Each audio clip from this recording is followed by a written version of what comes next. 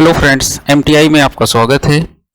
आज हम लोग देखेंगे कि हमारे पास आज की डेट में जो मोबाइल आते हैं बनने के लिए, अगर उसके अंदर हमको सीपीयू निकालना या लगाना हो तो सीपीयू निकालना ही आज के टाइम पे सबके सिर्फ टिपिकल टास्क है। सबसे टिपिकल टास्क का मतलब ये है कि आज के टाइम पे जितने भी हमारे सीपीयू आ रहे हैं, ये मैक्सिमम सेटों में हमारे सीपीयू और एमएमसी ब्लैक पेस्टेड आ रहे हैं। तो जिन भी सेटों में अगर हमारे ब्लैक पेस्टेड सीपीयू लगे हुए हैं, यानी कंपनी ने जो सीपीयू लगाया है उस पर ब्लैक पेस्ट लगा दिया है, जिसको निकालना बहुत हार्ड हो जाता है, थोड़ा टिपिकल हो जाता है। तो अगर उन सीपीयू को हमको निकालना या लगाना है तो सबसे पहले हम उसको निकाल के क्लीन करना सीखेंगे। तो जब भी हम निकालेंगे तो इसमें ये ध्यान रखेंगे कि इसके अगल बगल के कंपोनेंट कोई भी मिस ना हो, क्योंकि होता यह है कि अगर इसके बगल के कोई भी कंपोनेंट मिस होने की आपको चांसेस हो तो आप उन कंपोनेंट्स को पहले ही निकाल के पीसीबी से अलग कर लीजिए या थोड़ा सा साइड में कर लीजिए कि जिससे आपको जगह मिल जाए। तो ये जो हमारे ब्लैक पेस्टेड सीपीयू होते हैं, इनको क्लीन करने के लिए सबसे पहले आपको ये देख लेना है कि चारों तरफ से आपको बराबर से गैप मिल रहा है या नहीं मिल रहा है। उस गैप को मिलने के बाद में आपको क्या करना है कि अगर आप 2008 एसएमडी यूज कर रहे हैं तो आपको इसके अंदर हीट और एयर कितनी रखनी है। तो अगर आपके पास में 2008 एसएमडी है तो आप हीट कर लीजिए 200 और एयर अपनी कर लीजिए 70, ठीक है। या अगर आप चाहें तो एयर को 100 भी कर सकते हैं, कोई दिक्कत नहीं है। तो 200 और 100 कर सकते हैं या 270 भी कर सकते हैं, मतलब 200 हीट और आपकी की 70 एयर हो जाएगी, ठीक। तो सबसे पहले आपको आपके पास में जो है ग्लू कटिंग ब्लेड होनी चाहिए। जैसा आप देख रहे हैं ये हमारे पास में जो हम ग्लू कटिंग ब्लेड यूज़ कर रहे हैं ये हैंडल में लगी हुई है। इससे सबसे पहले आपको अपने सीपीयू के चारों तरफ से जो ब्लैक पेस्टेड ग्लू लगा हुआ है इसको कायदे से बिल्कुल सफाई के साथ में क्लीन कर लेना है, क्योंकि ये जो ब्लेड होती है ये ब्लेड हमारी इस तरीके से बनी हुई होती है कि जिसकी वजह से जब हम ग्लू को क्लीन करते हैं तो होता ये है कि जो हमारी पीसीबी के नीचे की लेयर्स हैं या पीसीबी के ट्रैक कट नहीं होते हैं। तो इसको आपको आराम से 200 हीट और 100 एयर पे आपको आराम से इसको पहले चारों तरफ से क्लीन कर लेना है। जब आपका क्लीन हो जाएगा तो क्लीन होने के बाद में फिर आपको ये देखना है कि आपके पास में अभी जैसे ये देखिए कि अभी हम पहले चारों तरफ से अपनी कोशिश कर रहे हैं कि कायदे से ये क्लीन हो जाए, किसी भी एरिया का या किसी भी कॉर्नर में कहीं पर भी हमारा ब्लैक पेस्ट बचे ना। अब जैसे ये देखिए हमारा ये क्लीन हो गया है तो हमको ये देखना है कि ये जो हमारा स्क्रैपर है कि जो कि हमें अपनी पेस्टेड आईसीसी जो है जिसके के अंदर हमको ये स्क्रैपर डालना है, इसमें हमारी जगह कहाँ पर से मिल सकती है। तो हम चारों एंगल में जहाँ पर भी हमको जगह मिले या हम ये देख लें कि जहाँ से हमारा क्या हो रहा है कि ये जो मतलब एक तरीके से स्प्रैकर जब हम अंदर डाल रहे हैं स्क्रैपर, तो यहाँ पर ये हम देख लें कि कोई कंपोनेंट्स वगैरह ऐसा ना हो कि हिल जाए या डैमेज हो जाए। अच्छा, अब क्या है कि जैसे अभी हमने ये ग्लू तो क्लीन कर लिया है, अब हमको इस आईसी को उठाना है। तो अब इस आईसी को जब हमको उठाना है तो इस आईसी को निकालने के लिए हमको कितनी हीट और कितनी एयर रखनी है।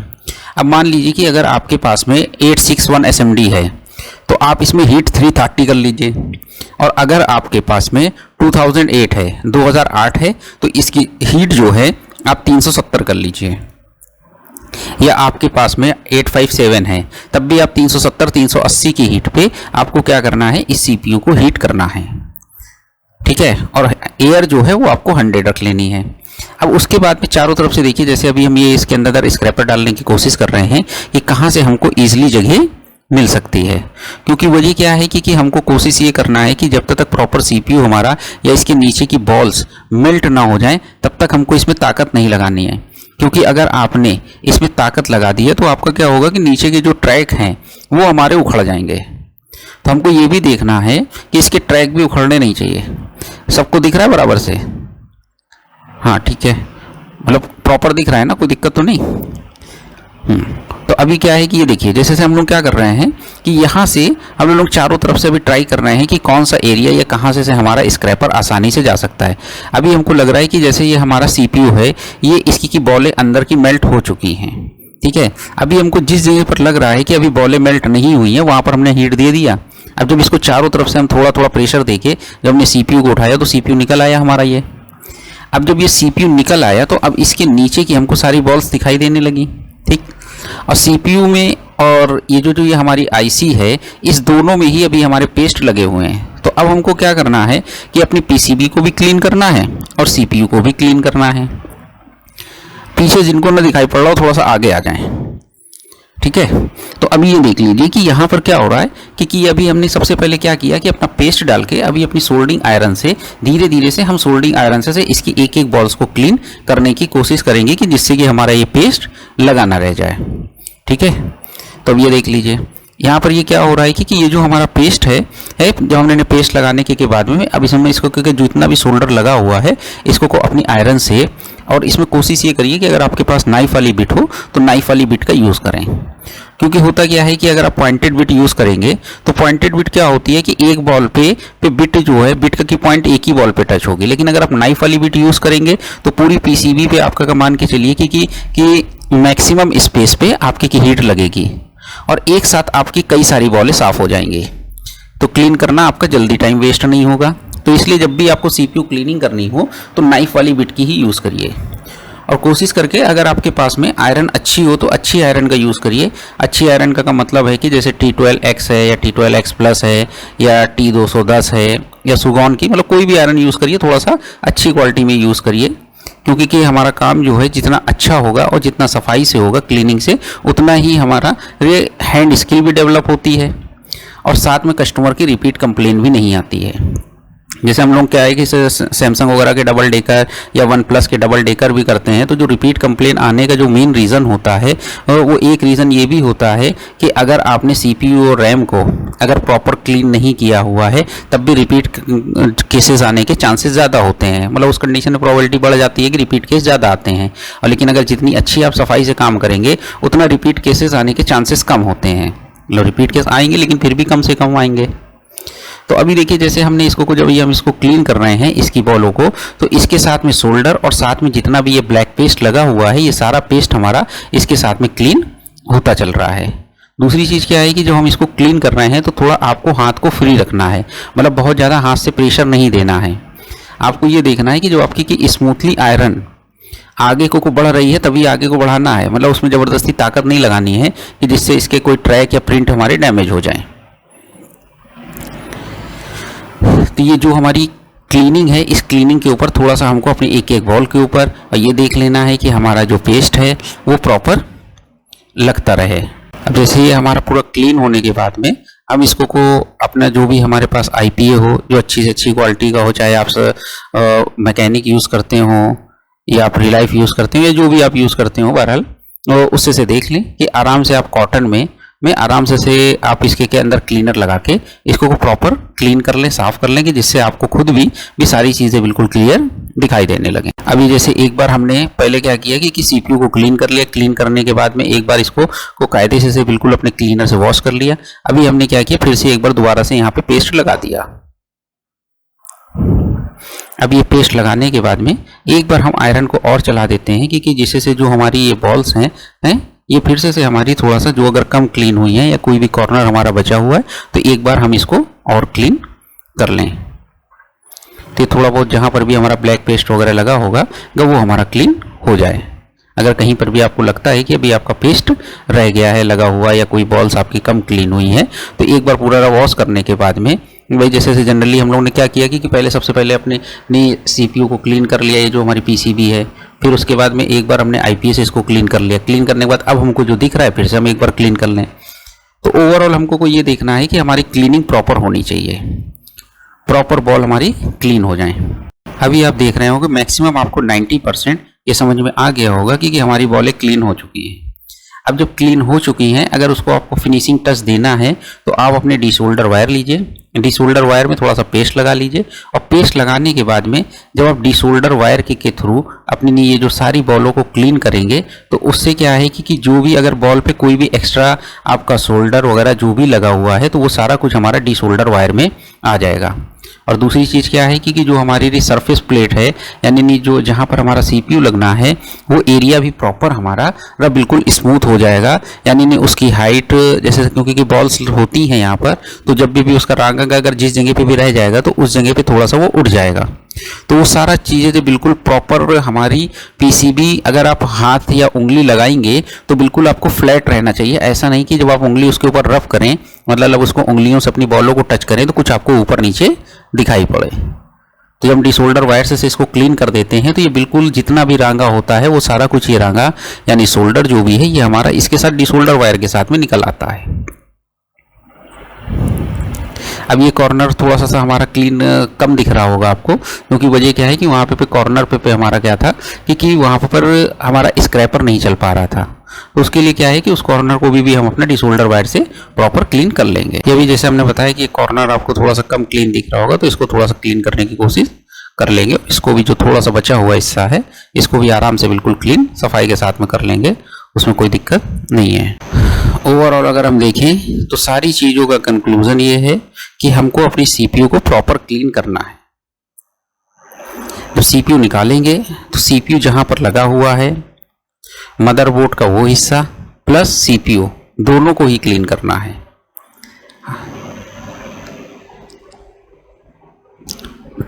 तो अभी आप यहाँ पर देख रहे हैं कि हमारा जो पीसीबी है हमने उसको प्रॉपर क्लीन कर लिया है, जो ब्लैक पेस्टेड जहां पर लगा हुआ था हमारा सीपीयू। इसमें देखिए आपने देखा होगा कि हम लोगों ने scraper, blade, glue, cutting proper सब चीज़ों का यूज़ कर रहे हैं।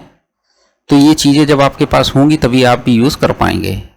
तो इसलिए अगर आपको सीपीयू एमएमसी का काम करना है तो आपको अपने प्रॉपर हैंड स्किल के साथ में आपके पास टूल्स भी प्रॉपर होने चाहिए, क्योंकि आपको अपने काम चलाऊ टूल से काम नहीं करना है। क्योंकि अगर आपका काम ही काम चलाऊ है तो आप काम चलाऊ टूल्स यूज़ करिए, और अगर आप काम में चाहते हैं कि परफेक्शन हो और आपका काम अच्छा हो तो आप टूल्स भी अच्छे ही यूज़ करिए। अभी आप देख रहे होंगे कि हमारी एक एक बॉलें आपको चमकती हुई बिल्कुल शाइन करती हुई दिखाई पड़ रही होंगी। ऐसा नहीं है कि किसी भी बॉल के ऊपर आपको ब्लैक स्पॉट दिख जाए या उसकी शाइनिंग में आपको कोई कमी दिख जाए, भले टाइम 10 मिनट एक्स्ट्रा लग जाए। अच्छा, दूसरी बात क्या है कि जब आप काम करेंगे प्रोफेशनली और जब ये सब काम करने लगते हैं तो अभी हमें एक्चुअल में ये वीडियो बना रहे हैं तो आपको वीडियो बहुत लंबा लग रहा होगा, लेकिन जब हम लोग प्रोफेशनली काम करते हैं तो फिर इतने स्लो स्पीड में काम नहीं करते हैं। क्योंकि वजह क्या है कि अभी हमें आपको एक एक चीज़ दिखाना भी है, साथ में बताना भी है। इस वजह से हम लोग इसको आराम से काम कर रहे हैं। लेकिन जब प्रोफेशनली काम करते हैं तो हम लोग भी इतना टाइम नहीं लगाते हैं। फिर हम लोगों को काम का सीधा कंसंट्रेशन होता है काम करने के ऊपर कि सीधे से फटाफट हमको क्लीन करना है, सीपीयू क्लीन करना है, पीसीबी क्लीन करना है, लगाना है। अभी तो क्या है कि आपको एक एक पॉइंट दिखाना है, फिर उसको क्लीन कर करके दिखाना है, ये करना है। तो फिर हमको किसी को दिखाना नहीं होता है। जब काम करना होता है तो सिर्फ काम करते टाइम पे काम पे कंसंट्रेशन होता है। तो अभी आपको लग रहा होगा कि ये सीपीयू हम लोगों को कोई एक पीसीबी क्लीन करने के लिए इतना टाइम लगा दे रहे हैं, तो ये लगाएंगे कब और सीपीयू कब क्लीन करेंगे। ठीक है, अब देख लीजिए जैसे अभी हम लोग ने पीसीबी तो साफ़ हो गई हमारी, अभी हमारा क्या है कि सीपीयू है। अब जब सीपीयू को हमको क्लीन करना है तो फिर से वही सेम प्रोसेस कि हमको सारा कंसंट्रेशन रखना है कि हमारी जो सीपीयू है या पीसीबी है बिल्कुल क्लीन हो प्रॉपर। ठीक है ना। तो अभी क्या है कि सबसे पहले मान के चलिए कि हमने आईपीए से वॉश कर लिया इसको, तो जो भी गंदगी है वो सारा कुछ निकल जाए। अब निकलने के बाद में जब हम इसकी गंदगी सारा कुछ क्लीन कर लेंगे तो क्लीन करने के बाद फिर से हमको इस पर पेस्ट लगाना होगा, जिस तरीके से हमने मदरबोर्ड के ऊपर लगाया हुआ था। अब फिर से वही प्रोसेस, अभी हमको क्या करना है, इस पर पेस्ट लगाएंगे। पेस्ट लगाने के बाद में हमें क्या करना है कि इस पर आयरन से हम इसको क्लीन कर लेंगे। अब चाहे तो हम इसको डायरेक्टली पहले आयरन से क्लीन कर लें या डिसोल्डर वायर का यूज़ करके डिसोल्डर वायर के थ्रू इसको क्लीन कर लें। जो भी आपको कंफर्टेबल लगता है, जिसमें आपको कन्वीनियंट हो कि इससे आपका काम ज़्यादा आसानी से या ज़्यादा जल्दी हो सकता है, वो तरीके से आप काम कर सकते हैं।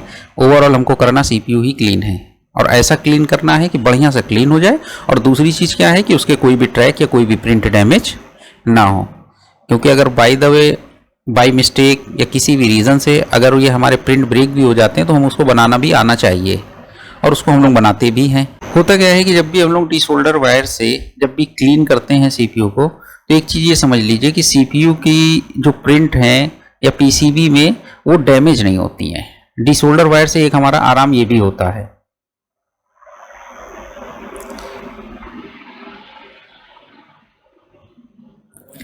अभी देखिए जैसे हमने डिसोल्डर वायर से क्लीन किया तो पूरी बॉलें हमको क्लीन नज़र आ रही होंगी। उसके बाद जब क्लीन होने के बाद फिर से हम अपना इसको आईपीए से वॉश कर लेंगे कि कहीं भी कोई गंदगी हो तो वो हमको नज़र आ जाए। आपको दिख रहा होगा कि लगभग हमारी सारी बॉलें हमारी यहाँ पर चमकने लगी हैं, किसी बॉल में कोई दिक्कत नहीं दिखाई पड़ रही है। अब ये हमारा CPU देखिए, आपको दिख रहा होगा कि प्रॉपर क्लीन हो चुका है। दूसरी चीज़, अगर आप रिपेयरिंग करते हैं प्रोफेशनली तो आपके पास सारे CPU की स्टेंसिल्स वगैरह भी होती हैं। बहुत से लोग यूनिवर्सल स्टेंसिल से काम करने की कोशिश करते हैं। अब अगर आपके पास नहीं हो, मजबूरी हो तो बात अलग है, नहीं तो अदरवाइज अगर आपको टाइम की अपना सेविंग करनी है तो आप सीधा सा यूनिवर्सल वगैरह स्टेंसिल मत यूज़ करिए। आप सीधा सा अपना जो पर्टिकुलर आईसी है उसके स्टेंसिल्स मार्केट में आज के टाइम पे इजीली अवेलेबल हैं, आप वो स्टेंसिल्स यूज़ करिए। अगर आपको स्टेंसिल्स कहीं पर ना मिलती हो तो एक बार आप हमसे भी कॉन्टेक्ट कर सकते हैं। हम लोग सारे स्टेंसिल्स अपने पास अवेलेबल रखते हैं। टूल्स या स्टेंसिल कुछ भी आपको चाहिए हो, सारी चीज़ें हमारे पास में आपको मिल जाएंगी। अब ये जो हमारे स्टेंसिल्स है, हमने अपनी स्टेंसिल से देखिए निकाल लिया है, ठीक है। अब स्टेंसिल चूँकि हमारे पास सेम है तो इसलिए हमको कोई दिक्कत होगी ही नहीं और हमारा ना टाइम वेस्ट होगा। अब ये CPU को इस स्टेंसिल्स के थ्रू अब हम लोग ईजिली रिवॉल्व कर सकते हैं कि जैसे हम बाकी अपनी आईसीओ को रिवॉल्व करते हैं उसी तरीके से CPU को भी रिवॉल्व कर सकते हैं। और अगर आप जब CPU निकाल सकते हैं तो रिवॉल्विंग तो आपको आसानी से आती ही होगी। इस तरीके से हम अपना ना CPU को प्रॉपर अलाइन कर लेंगे। अलाइन करने के बाद क्योंकि सेम स्टेंसिल्स है तो उसमें बॉल्स भी आसानी से मिल जाती हैं, कोई दिक्कत नहीं होगी। और फिर वही प्रोसेस होगा कि हम आराम से इसमें PPD पेस्ट लगाएंगे। PPD पेस्ट लगाने के बाद में हम इसको रिवॉल्व मतलब एक तरीके से इसकी बॉल्स बना लेंगे PPD पेस्ट के थ्रू। तो आपने देखा कि मेन चीज़ क्या आपको फोकस रखना है कि सबसे बड़ी चीज़ है कि जब भी आप कभी भी जब भी CPU या MMC को निकालें तो हीट और टेम्परेचर का कॉम्बिनेशन क्या होना चाहिए वो आपको मेन फोकस करना है। तो आपने ये देखा था कि जब हम लोग ने उसकी जब साइड का ग्लू कटिंग कर रहे थे तो हमने हीट कितनी रखी हुई थी, 200 रखी हुई थी, एयर 100 रखी हुई थी। और जब हम CPU को उठा रहे थे तो उस टाइम पर हमने हीट को क्या किया था, बढ़ा लिया था। जो हीट हमारी 200 थी, अगर हम 2008 यूज़ कर रहे हैं तो उसको हीट को 370 कर लेंगे, 370। और अगर 861 यूज़ कर रहे हैं तो 330 सफिशिएंट है। अब हम इसमें आराम से PPD लगा के PPD लगाने के बाद में इसको को आराम से रिवॉल्व कर लेंगे। बाकी रिवॉल्व करने के बाद में लगाना आसान होता है, लेकिन उसका सेकंड वीडियो हम आपको को बना के दिखा देंगे कि आईसी को रिवॉल्व करने के बाद में हम कैसे से आईसी को प्लेस करेंगे। तो ये हमारी इस तरीके से CPU को ईजिली हमने रिवॉल्व कर लिया। Thanks for watching this video. अगर आपको हमारा तरीका या हमारा काम अच्छा लगता है तो आप हमसे ट्रेनिंग के लिए भी कांटेक्ट कर सकते हैं।